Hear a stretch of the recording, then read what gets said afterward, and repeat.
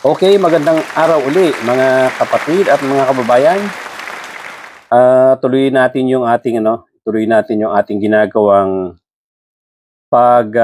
i-introduce ng mga possible candidates o yung pupwedeng magkaroon ng pag-asang manalo or itong mga kandidato na may potential na lumaban sa 2028 presidential election dahil dito rin sa sinasabi kong sa dahilan na marami kasi ang nagsasabi na sa ngayon parang wala pang nakakatalo. Pag tiningnan mo yung mga data, yung mga survey, parang wala pang tatalo sa popularity nitong si Sara Duterte. Although sinasabi ko rin na hindi rin nakakasiguro tayo diyan dahil pag na-impeach si Sara Duterte, of course, hindi na siya talaga makakatakbo. Pag na-convict sa impeachment case itong si Sara Duterte, of course, hindi na siya pwedeng tumakbo kahit na ano pang posisyon. Kahit sa barangay captain, hindi siya pwede. Magkakaroon na siya ng total disqualification sa anumang public office or tumakbo pa sa anumang public office sa election pagka nagkaroon siya ng conviction. So ngayon, nagkakaroon nga tayo ng mga presentation, mga konting research tungkol sa mga qualifications at mga personal qualities ng mga tinitignan natin na mga pupwedeng magkaroon nga ng potential na laban o pag-asa na manalo sa 2028 elections. Kinukumpara natin ito doon sa qualifications ni Sara Duterte na sinasabi ngang leading sa mga surveys sa ngayon. Hindi natin ito ginagawa dahil meron tayong mga kinakampihang kandidato.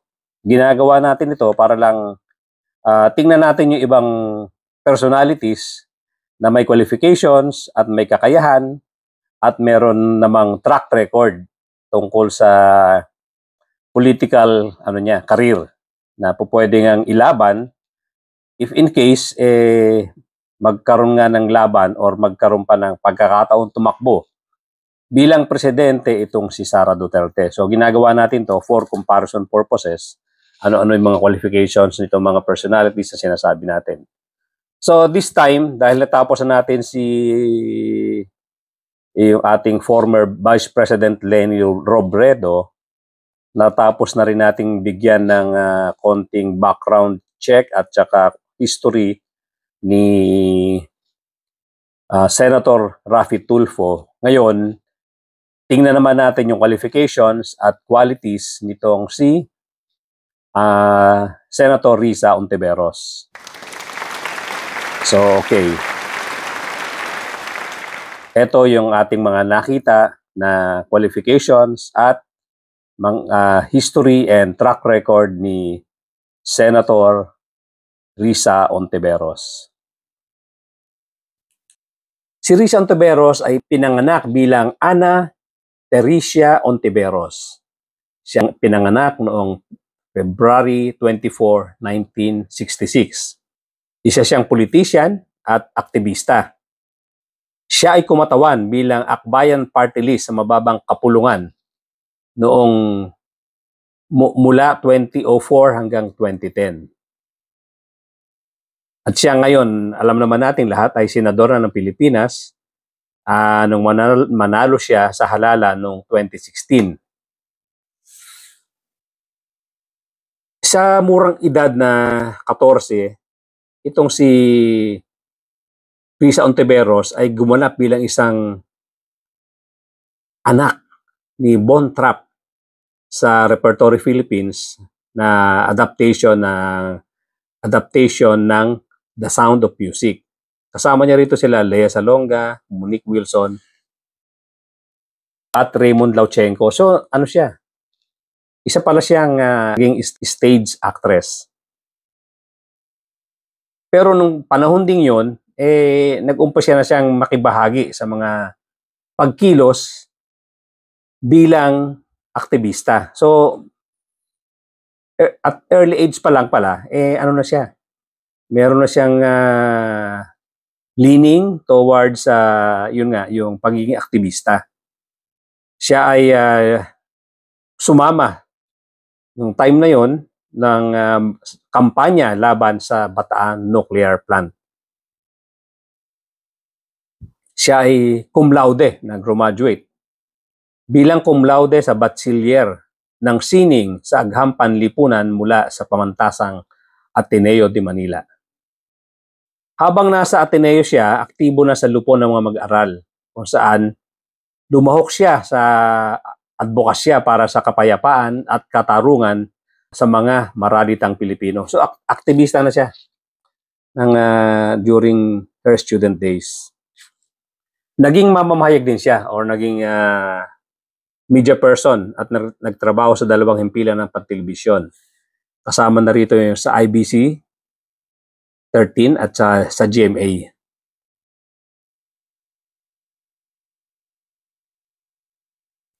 Sa pagiging aktivista, naanib siya sa mga samahan at kilusan dito sa tinatawag na Coalition of Peace. Coalition of Peace. At naglingkod siya bilang secretary mula 1988 hanggang 1992.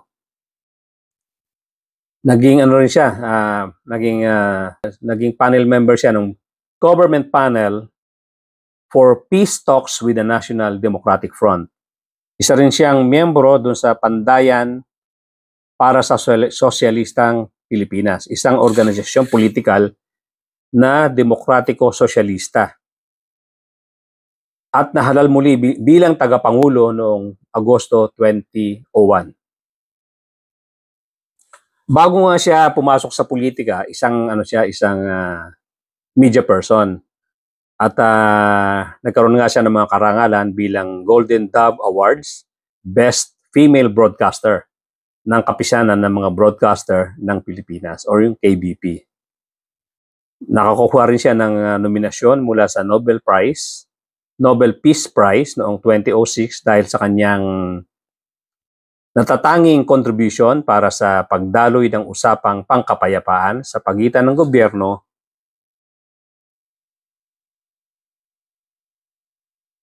at ng National Democratic Front. Ito yung 1998 hanggang 1999.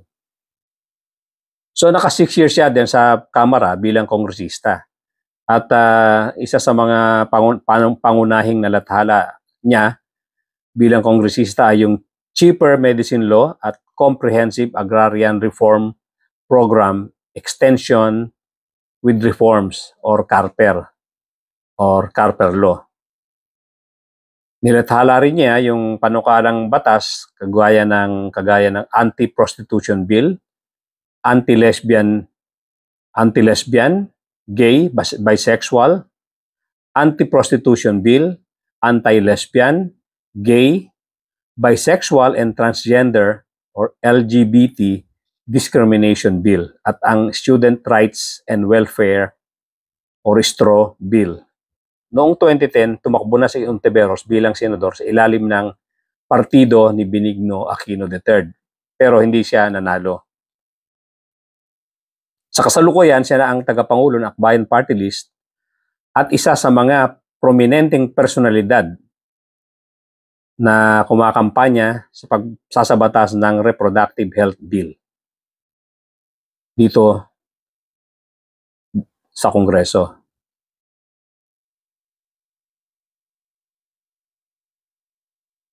Noong administrasyon ni Rodrigo Duterte ay nagpakita na si Ontiveros ng kanyang pagkontra doon sa ginagawa ni Presidente Digong Duterte doon sa war on drugs. Nung panahong during the administration of Rodrigo Duterte ay hindi na nagustuhan ni Ontiveros yung ginagawang war on drugs ni Presidente Duterte. At nag-conduct nga siya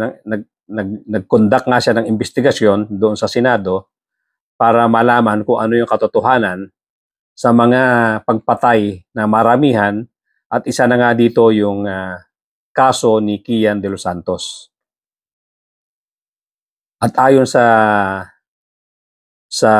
data ay mahigit 30,000 daw ang pinatay ng or ang namatay dito sa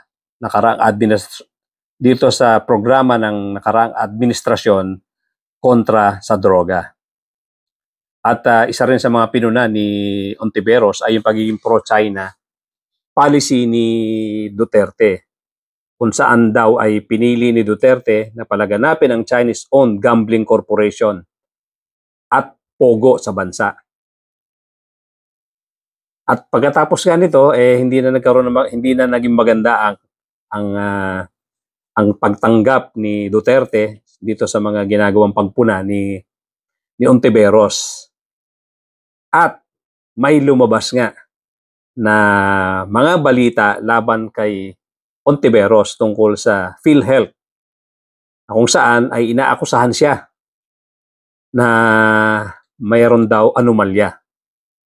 Na later on naman ay napatunayan na hindi totoo yung anomalya na sinasabit nga itong si Ontiveros. At na-discover pa na yung karamihan sa mga peking accounts na nagpapakalat ng balita tungkol sa anomalya daw sa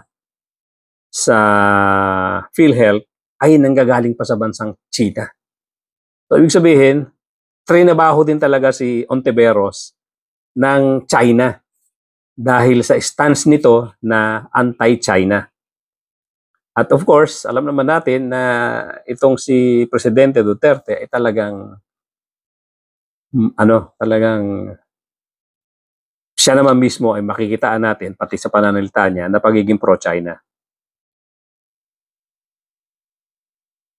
At napatunayan nga na hindi totoo yung accusation o yung mga balitang lumalabas tungkol kay Ontiveros tungkol dito sa PhilHealth. At ito mismo ay nanggaling sa COA, sa report ng Commission on Audit, na wala daw talagang kinalaman at walang pang-aabuso na ginawa itong si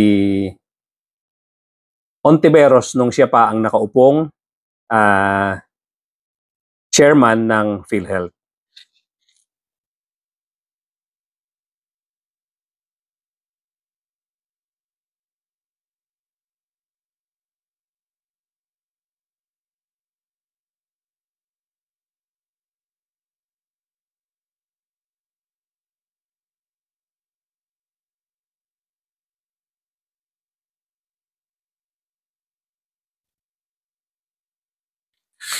So yan po ang brief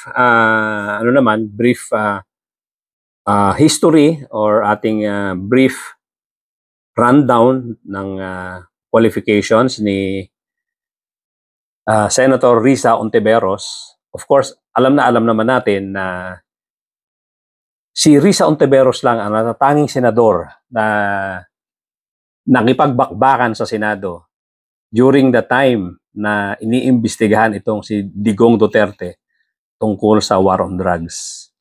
Nakita natin dyan ang pagiging parehas at masigasig nitong si Risa Ontiveros doon sa pag-iimbestiga, na kitang-kita rin natin ang pagiging relax ng ibang senador. Nakaka-disappoint yung time na yon na pinanonood natin na halos kulang na lang ay palakpakan nila si Digong Duterte sa bawat sinasabi nito. At nakita naman natin kung paano nagpupuyos ang damdamin ni Senator Risa Ontiveros. Nakikita niya na sobrang accommodation. Ang sobrang accommodation na ginawa. Sobrang tinatawag natin na deference na ginawa ng mga senador nung nag-testify nung pumunta si Digong Duterte sa Senado para mag-testify. Ang kagandahan lang nung nangyaring hearing na yon ay nanggaling mismo sa bibig ni PRRD yung mga ibang detalye na gusto nating malaman at gustong malaman ni Senator Risa Hontiveros. Marami siyang inamin doon. Katulad na nung sinasabi niyang talagang meron siyang death squad at 7 ang members nito. At itong sila Bato de la Rosa daw ay mga commander ng death squad. Of course, biglang nagsalita si si Bato de la Rosa na sinasabi niya nagbibiro lang daw itong presidente, dating presidente. Nagbibiro lang daw itong dating presidente. So the usual defense. Kaya 'yon, no?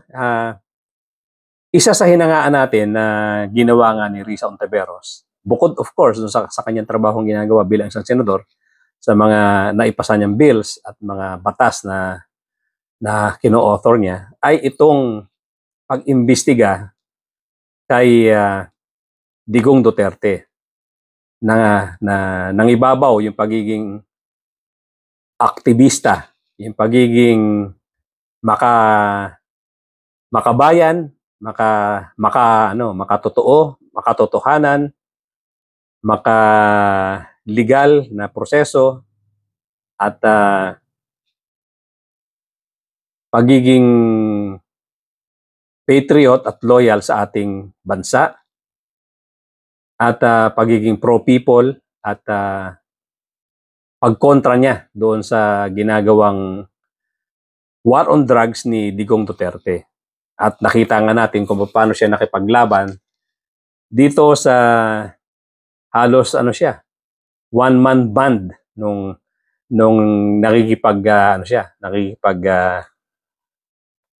nakikipagtalamitan or nakikipagsagutan dito kay Rodrigo Duterte.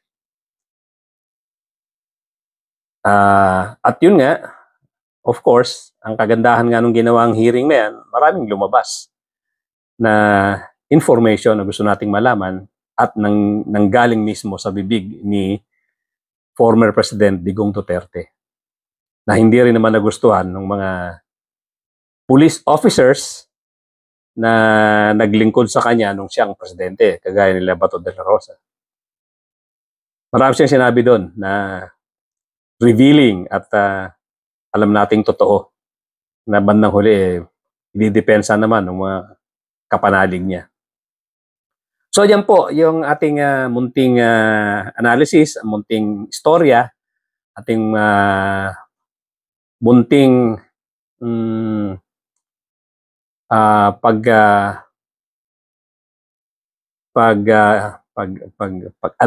pag-alam sa buhay at sa history at qualifications ni Senator Risa Hontiveros. As compared naman doon sa brief history at konting research natin sa buhay naman, qualifications at qualities bilang person, bilang tao ni Raffy Tulfo, ni Senator Raffy Tulfo. So hanggang dyan lang muna mga kababayan. Kaya naman natin ginagawa ito ay yun nga, para lang makita natin kung sino-sino yung mga potential na tao or mga potential personalities na po pwedeng ma-build up later on at pwedeng maging kandidato sa presidential elections sa 2028. Wala po tayong kinikilingang kandidato. Gusto lang natin mag-present ng kanilang mga qualifications at kanilang qualities, kanilang mga pinagdaanan, history nila, para lang ma-inform tayo mga mamamayan ano-ano ba ang pinagdaanan at ano-ano ba ugali at ano-ano ba ang kanilang mga qualifications kung tayo ay mag-iisip ng kandidato sa darating na 2028. Thank you so much mga kababayan. Hanggang dito na lang po muna tayo at sana doon sa mga bago pa lang nakakapasyal sa aking channel, kindly subscribe at baka po pwedeng lambingin na rin yung notification bell, pati yung like button at baka pwedeng i-share na rin para may makarinig na iba at makabalita tungkol sa ating discussions dito At thank you so much once again. Magandang araw mga kapatid, mga kababayan. I'll be back and I'll see you again.